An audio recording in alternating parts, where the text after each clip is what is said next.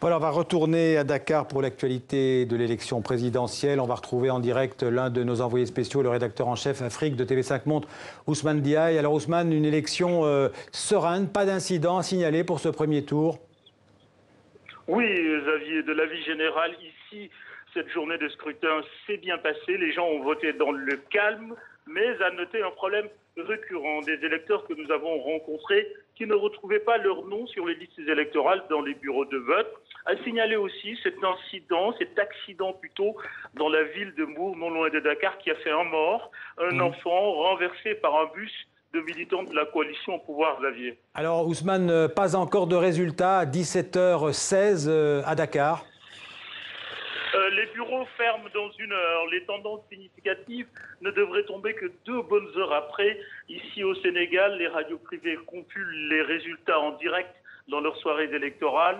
Par contre, le taux de participation devait être connu cet après-midi, mais ni la commission électorale, ni le ministère de l'Intérieur n'ont encore communiqué ce chiffre, Xavier. Alors, une question évidemment sur toutes les lèvres. Est-ce que cette élection pourrait rebattre les cartes du paysage politique sénégalais ? C'est une élection singulière, Xavier. Pour la première fois depuis l'avènement du multipartisme ici au Sénégal, le principal parti d'opposition ne présente pas de candidat. En effet, le Parti démocratique sénégalais boycotte le scrutin car la candidature de son leader n'a pas été validée par le Conseil constitutionnel. Si le boycott n'est pas suivi, ce serait un échec pour le vieux Abdoulaye Wade, figure tutélaire de la scène politique ici. Et cela, à coup sûr, préfigure d'une recomposition politique.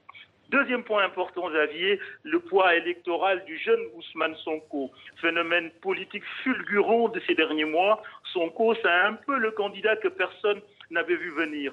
Il a su, avec un discours radical, mêlant références nationalistes et panafricanistes, capter une bonne partie de la jeunesse. Reste à savoir maintenant si cela se traduira dans les urnes ce soir et s'inscrira dans la durée.